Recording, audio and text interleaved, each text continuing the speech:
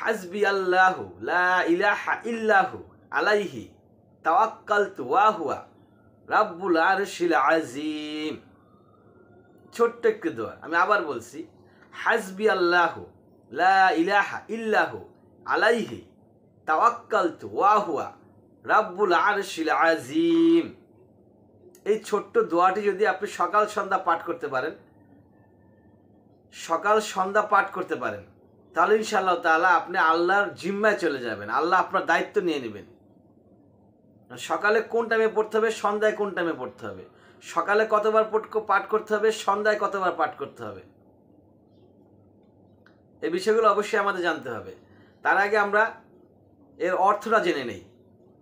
অর্থটা হচ্ছে আমার আল্লাহ, আমার জন্য আমার আল্লাহই যথেষ্ট, আমার জন্য আমার আল্লাহই যথেষ্ট। তিনি ব্যতীত কোনো সত্য ইলাহ নেই, তিনি ব্যতীত কোনো সত্য ইলাহ নেই। আমি তারই উপর ভরসা করি, মানে আল্লাহর উপর, আমি আল্লাহর উপর ভরসা করি। আর তিনি মহা আরশের মালিক, সে যে মহা আরশ, সে আরশের মালিক, সে আরশের রব। অর্থাৎ আল্লাহই আমার জন্য যথেষ্ট, তিনি ছাড়া সত্য কোনো উপাস্য নেই, তিনি মহা আরশের মালিক।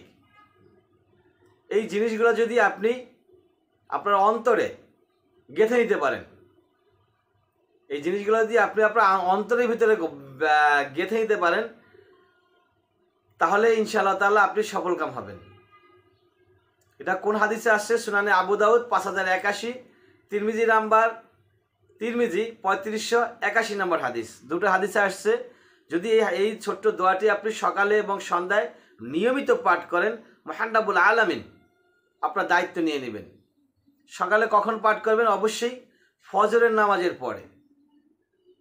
যখন ফজরের নামাজ পড়বেন, ফজরের নামাজ পড়ার পরে 7 বার পাঠ করবেন। ফজরের নামাজ পড়ার পরে 7 বার পাঠ করবেন, ধীরে ধীরে পাঠ করবেন এবং এই অর্থটা অন্তরে গেঁথে নেবেন যে আল্লাহই আমার জন্য যথেষ্ট, আল্লাহ ছাড়া কোনো সত্য উপাস্য নাই, আমি শুধু এই আল্লাহর উপরেই ভরসা করি এবং এই আল্লাহই হচ্ছেন মহান আরশের রব। এই জিনিসটা আপনার অন্তরে গেঁথে নিতে হবে।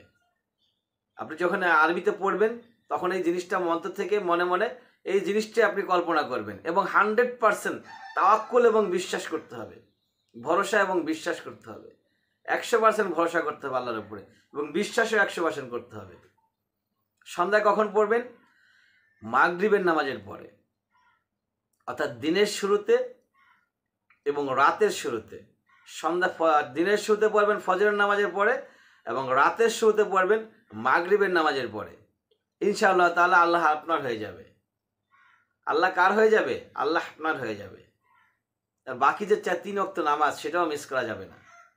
নামাজ অবশ্যই পড়তে হবে। অ্যাজ এ মুসলিম 100% কমপ্লিট 5 ওয়াক্ত নামাজ, 5 ওয়াক্ত নামাজ অবশ্যই একজন মুসলমান হইলে তাকে আদায় করতে হবে।